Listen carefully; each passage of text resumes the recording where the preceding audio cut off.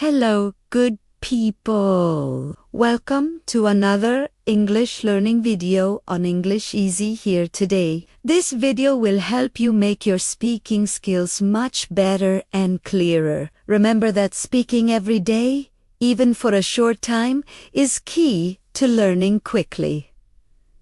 Today I am going to tell you a simple and true short story. It is about a young woman named Margaret. She had to go to the very big hospital because of a terrible pain in her head. She ended up telling a small lie to the doctor she met there. But that one single hospital visit and that small lie changed her whole life forever, making it better and full of joy. I will tell you the story slowly, one part at a time. You must listen closely to me. Speak the sentence very clearly. Then, you must say the sentence right after me out loud. Try to copy the exact way I speak, the speed of my words, and how I say the sounds. This method of repeating what you hear will help train your brain to speak English words faster, better, and more like a native speaker. Are you ready to start this important story? Let's begin the story now. My name is Margaret Johns, and this is a very special story about the surprising day I first went to meet a doctor. I truly did not know that one day would change my whole life forever. I am 23 years old now, working hard every week. I live in a quiet apartment inside a busy building in the large New York City center. I work at a small, friendly coffee shop that is very near to my home. Every single day feels exactly the same for me. It is a long, slow circle. I wake up early when it is still dark outside. I go to work for many long hours. I come back home alone and then I sleep quickly. Nothing truly new, fun, or exciting ever happens in my quiet life. I often felt a little lonely and bored by the routine. But then, one important Tuesday morning, something very special happened that changed everything about my routine. That morning, I woke up with a truly terrible, loud headache. My head felt so heavy and full of a strong, hitting pain. The strong pain made it hard for me to see the light from the window. I knew immediately I could not go to work that day because of the strong, sharp feeling. I quickly called my boss, Mr. Smith, on the phone from my bed. "I am so sorry, but I am very sick today," I said to him weakly. "Go see a doctor right now, Margaret," he told me with a worried, deep voice. I truly did not want to go to any doctor at all, ever. I always feel very afraid of doctors wearing the clean white coats. They usually look very serious and only give bad, scary news.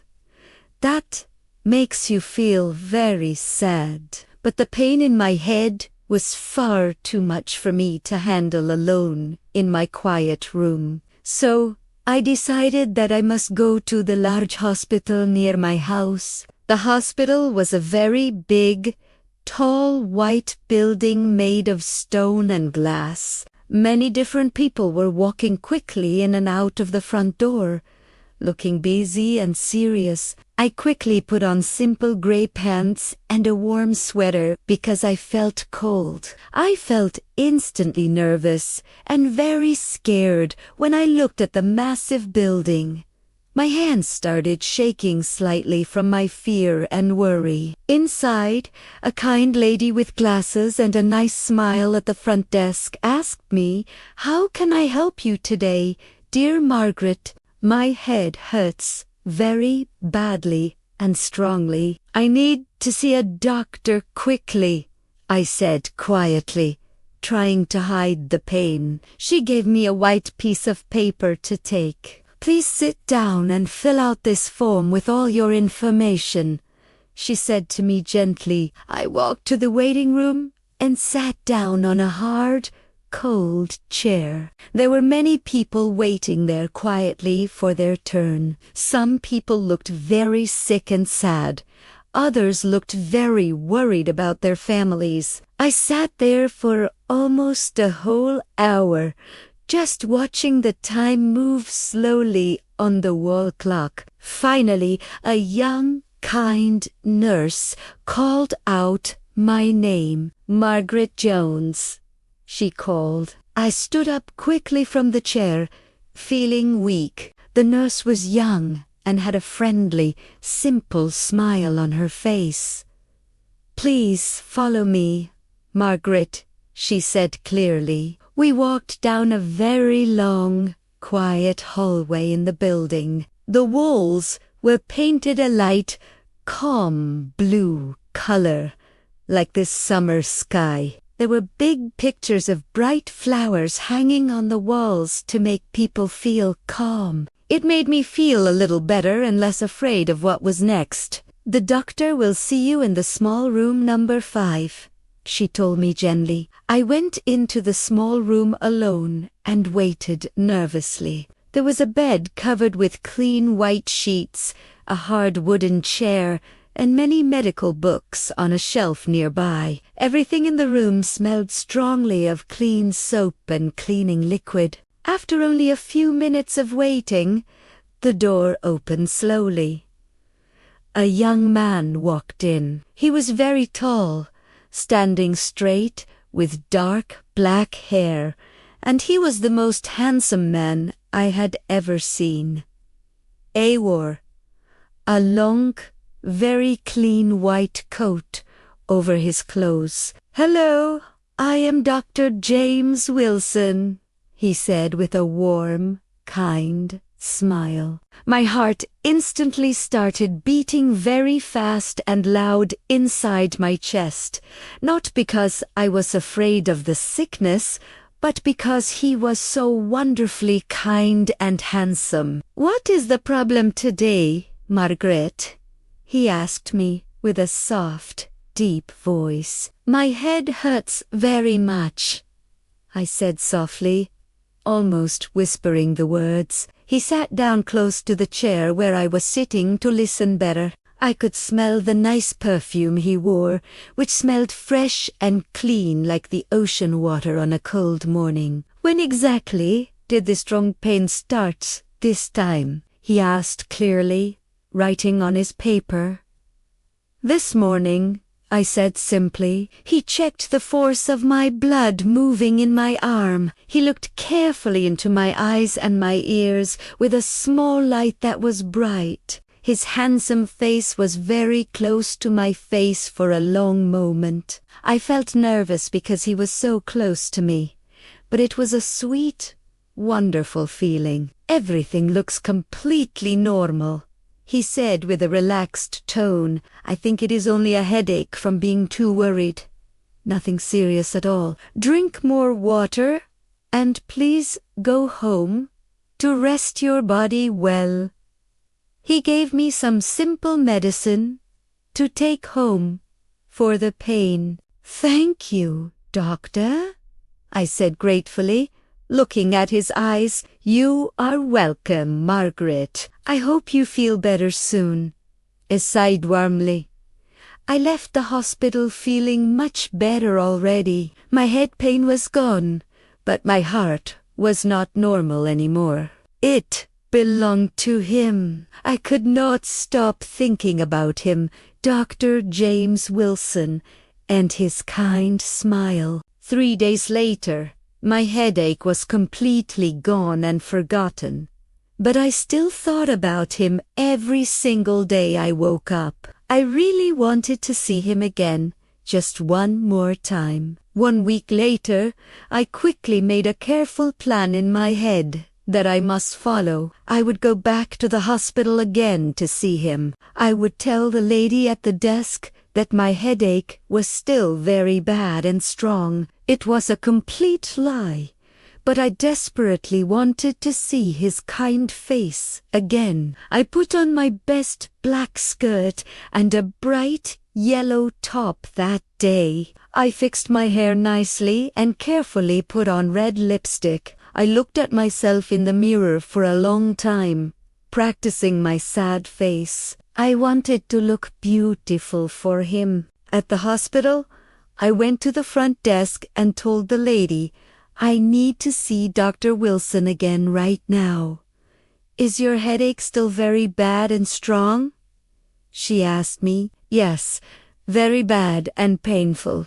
I lied quickly, feeling guilty but excited. She quickly made a time for me to see him. I sat and waited for my name to be called. My hands were shaking again, but this time from my high excitement and not from fear. The kind nurse took me to room number 5 again, the familiar, clean room. "The doctor will be here very, very soon," she said as she left me alone. When Dr. Wilson walked in, my heart felt like it stopped beating completely. "Margaret," he said gently, "how are you feeling this time?"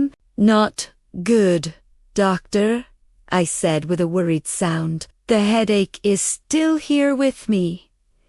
He looked truly concerned about my problem. He checked me again, doing all the same steps. Everything was still perfectly normal and fine. Then I looked straight into his eyes. My heart was beating so fast, I thought he could hear it. I knew I had to tell him the truth right now. "Dr. Wilson, I have to say something very important," I said strongly. "Yes, what is it?" he asked, waiting for my words. "My headache is actually gone now. It got better many days ago." He looked very surprised by my true words. "Then why did you come back to the hospital?" he asked me clearly. I took a deep breath of the clean air. I was very scared, but I could not hide the true reason anymore. "Because I wanted to see you again," I whispered softly. He saw my face for a moment. I thought he would get very angry at my lie. I thought he would say, "No, this is wrong behavior." But instead of anger, he gave a small, kind smile. "Margaret," he said, "I am glad you made the choice to come back and see me." My heart jumped high inside me. I looked at him, still nervous, but now feeling very brave. "Dr. Wilson, can I ask you one more thing?" I asked. "Yes, of course, you can ask anything," he said gently. I felt my whole body shaking, but I said the words I planned. "Would you like to go for coffee with me tonight?" For a moment he looked very surprised by the sudden question. He did not speak a single word. My face turned bright red from my embarrassment. I thought, "Oh no, he will be angry now. He will say no, I should run away." But then he smiled again, bigger this time. His blue eyes looked soft and kind, and he said one simple word, "Yes." I truly could not believe my ears. I felt my heart flying high like a bird. It was the simple answer I wanted to hear, but I never truly thought he would say it out loud. That evening, we went for hot coffee together at a small, warm cafe downtown. We talked to each other for many hours about everything we liked. He told me about his life, his nice family, and his dreams for the future. I told him about mine and my simple work at the coffee shop. He was not only very handsome and smart, he was kind, very funny, and gentle with his words. When he walked me home later, he kissed me softly under the bright street light near my building. It felt like a wonderful dream that was real and true. From that night on, we saw each other almost every day. We went for long walks in the park, enjoying the fresh air. We watched fun movies together at home. We cooked simple dinner meals together in my small kitchen. 3 months later, he told me he loved me for the first time. We were sitting by the river water as the sun went down, making the water orange. "Margaret," he said, looking at me, "I love you very much. I think I loved you since the very first day you came to the hospital." "I love you, too, James," I said happily. 6 months later, he asked me to marry him and be his wife forever. He asked me the big question in the very same hospital room, room number 5, where we first met each other. "Margaret, will you marry me and be my wife?" he asked on one knee. I started to cry from happiness and laughed loudly at the same time. "Yes," I said. "Yes, I will marry you." Now we are married and live together happily. We have a small house with a nice green garden outside. He still works at the big hospital saving people every day. I opened my own new bakery shop, making sweet bread and cakes. I named my bakery Sweet Headache because my small headache and my little lie brought the biggest, best truth to my life. Every morning, I wake up right next to him and smile. Sometimes the best and most surprising things happen when you are not afraid to be honest and ask for what you want. Sometimes true love begins with a small, silly lie, but it always ends with the biggest, honest truth and a happy ending. This is my true love story. This is how I met my husband. Now, let's practice together. Read this story again slowly and try to repeat the sentences after me. This method helps you to improve your English speaking and listening skills greatly.